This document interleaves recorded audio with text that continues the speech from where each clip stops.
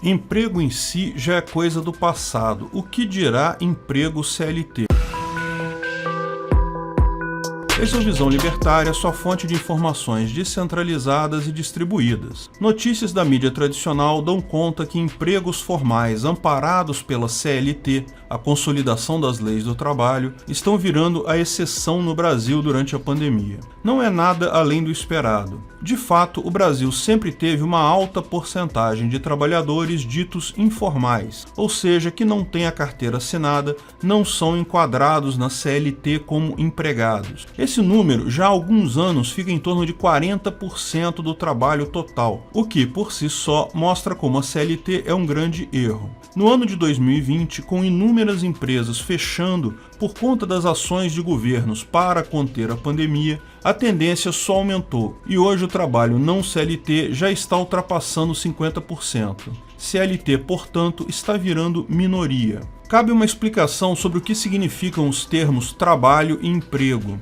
Tipicamente, emprego é um subconjunto de trabalho. Tudo é trabalho, mas alguns são também emprego. Qualquer atividade que uma pessoa faça visando obter remuneração por essa atividade é um trabalho. Emprego é quando tal atividade inclui os chamados requisitos legais do artigo 3º da CLT. Considera-se empregado toda pessoa física que prestar serviços de natureza não eventual a empregador, sob dependência deste e mediante salário. Note, portanto, que emprego não necessariamente significa carteira assinada. Emprego é todo o trabalho que é feito por uma pessoa física específica, o empregado, de forma não eventual, ou seja, de forma contínua e esperada, sob a dependência do empregador, ou seja, subordinado ao empregador, obedecendo ordens do empregador e mediante salário, ou seja, de forma onerosa, recebendo grana. Daí se extraem os 4 requisitos da relação de emprego, segundo o juspositivismo brasileiro. Pessoalidade: tem que ser uma pessoa física, uma pessoa jurídica, um PJ não pode ser empregado. Não eventualidade: tem que ter uma carga horária pré-estabelecida, pode ser pouca, pode ser muita, limitada a 8 horas por dia, 44 horas por semana, mas tem que ter uma carga horária definida. Onerosidade: tem que envolver dinheiro. Se é trabalho voluntário, não é relação de emprego. E subordinação: a pessoa precisa estar sob ordens do empregador, disponível, dentro dos limites do contrato de trabalho e das leis trabalhistas, para obedecer ordens do empregador durante aquele período estabelecido da carga horária definida. Estando presentes todos esses requisitos, o trabalho se torna emprego, mesmo que não exista relação formal, posto que o empregado pode a qualquer momento entrar na justiça e reclamar o reconhecimento do vínculo de emprego, invalidando qualquer outro acordo que tenha feito com o patrão e tendo direito a todos os supostos benefícios de um trabalho tipo CLT.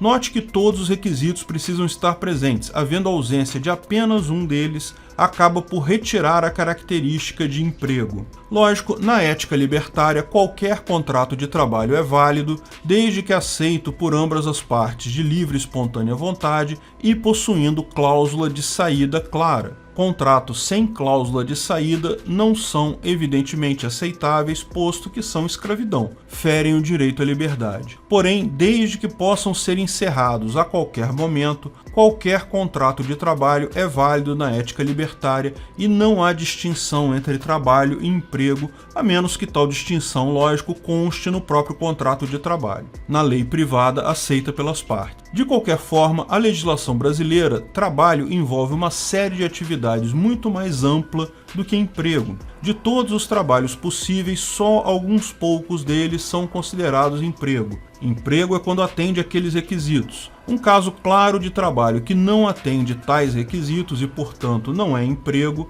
inclusive já confirmado por cortes superiores aqui no Brasil, são trabalhos do tipo motorista de Uber ou entregador do iFood e similares. Pode ser visto facilmente que, durante a pandemia, todo um novo gás se deu nesse mercado de entregas. Certamente esse tipo de trabalho teve uma expansão enorme ao longo de 2020, isso unido ao fato de que inúmeras empresas menores, bares, restaurantes, barbearias, fecharam ou diminuíram de tamanho. Isso levou ao trabalho do tipo não emprego, que alguns chamam de trabalho informal, a ficar cada vez maior que a CLT. Pequenos comércios, bares e restaurantes são grande parte dos empregadores, responsáveis pela maior parte dos empregos e tipicamente trabalham com CLT, posto que são alvo fácil de fiscalização por órgãos trabalhistas e sindicais. Você pode culpar essa situação exclusivamente ao fato do ano de 2020 ter sido excepcional devido à pandemia. Em vários outros aspectos, pode-se esperar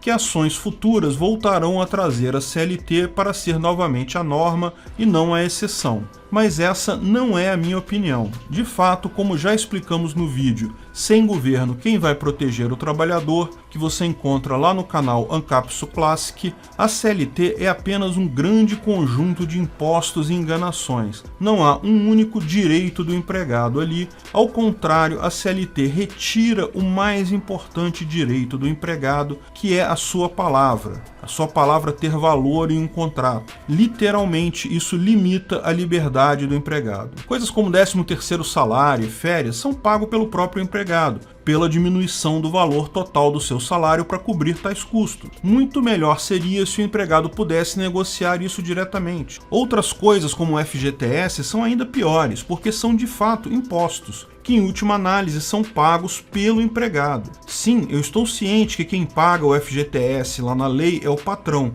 não o empregado, mas é óbvio que o patrão vai oferecer salários menores no exato valor do que ele precisa para pagar o FGTS na hora de contratar empregados novos. No final, tudo que a CLT faz de fato é reduzir os salários e diminuir a possibilidade de acordos livres entre empregados e empregadores. E lembre, acordos livres são o que gera valor de fato para as pessoas. Lógico, empregadores muitas vezes têm força maior na hora de negociar, não discuto isso, mas o fato é que essa posição privilegiada do empregador face ao empregado não é alterada pela CLT. Aquela montanha de regras idiotas só vai fazer com que o patrão use o poder maior dele para empurrar o custo de tudo aquilo para você, empregado. Como digo sempre, qualquer regra coercitiva imposta sobre uma relação voluntária será sempre paga pela parte mais fraca. Portanto, o governo impor regras coercitivas sobre o trabalho sempre vai acabar com o custo dessas regras sendo pagas pelo empregado.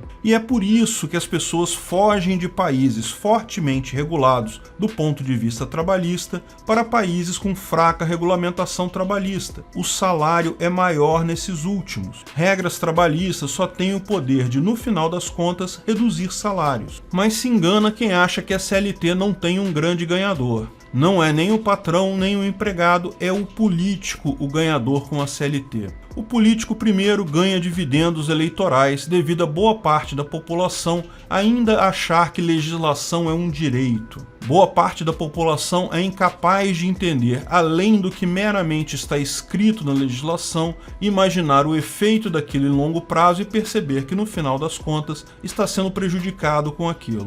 Além disso, o governo ganha os impostos advindos de toda essa brincadeira, dando ainda mais poder ao político. Lembra, a CLT não é só uma montanha de lixo, inclui também uma montanha de imposto. E ainda gera coisas absurdas como a Justiça do Trabalho no Brasil, cujo custo mensal excede todas as compensações pagas em decisões dela mesma. Sim, você entendeu, o custo da Justiça do Trabalho é maior que tudo que os patrões foram obrigados a pagar para os empregados na Justiça do Trabalho. E lembra, esse custo da Justiça do Trabalho é pago pela sociedade, tanto pelos patrões quanto pelos empregados na forma de imposto. Como o governo se beneficia tanto desse esquema, é inútil imaginar que isso irá sumir na legislação brasileira. O governo é incapaz de diminuir, ele acaba sempre aumentando de tamanho no longo prazo. Pode ter uma pequena redução aqui e ali, mas sempre será acompanhada de um mega aumento mais adiante. Mas o ponto importante desse artigo é o que eu quero ressaltar agora. Da mesma forma que o governo é incapaz de melhorar o desequilíbrio de forças na relação patrão-empregado, por mais que invente regras aleatórias, ele também se vê impossibilitado de impedir a progressão do arranjo social em direção a maior autonomia individual, através da informação descentralizada e distribuída. Veja, ele poderia definir, por exemplo, que os entregadores do iFood agora são relação de emprego. Isso, porém, iria apenas inviabilizar a prestação do serviço. Pior, existem já aplicativos peer-to-peer, como o Arcade City, que podem tomar o lugar do iFood, do Uber Eats, e até do Uber em si com muita facilidade. E por serem aplicativos descentralizados, não existe uma empresa por trás, não existe um empregador. No final, isso tudo só resultaria em menor controle do governo sobre o mercado. E mesmo que o governo conseguisse controlar o mercado de trabalho nas situações atuais, é importante notar que isso seria inefetivo, porque estamos vendo cada vez mais a adoção de trabalho na forma de rede autônoma auto-organizada, muito mais do que o empregador central empregando um monte de gente. A tendência é cada vez mais irmos nesse sentido. Todos nós seremos autônomos em muito pouco tempo. Isso não acontece apenas pela excessiva carga de impostos e regulamentações, mas principalmente devido à diminuição do custo de transação. Como explicamos no vídeo Por que o Estado vai desaparecer, também lá no canal Ancapsu Classic. A tendência é claramente esta, não apenas empregos com CLT, mas qualquer tipo de emprego em geral tende a desaparecer em favor de arranjos autônomos, negociando trabalhos entre si, como qualquer outro tipo de serviço sendo vendido e comprado no mercado. Nesse ambiente, a pandemia acelerou esse processo, mas na verdade era um processo que já vinha acontecendo e vai continuar cada vez mais forte. E lembre-se, nesse ambiente a tributação é muito mais difícil, e com o governo já deixando claro que não tem qualquer função efetiva na sociedade, só podemos esperar pelo melhor. O fim da formalização do mercado de trabalho é positiva e indica coisas muito melhores no futuro, como o fim do governo. Obrigado pela audiência. Esse artigo foi sugerido pelo Thiago Souza, escrito e narrado por Peter Turguniev.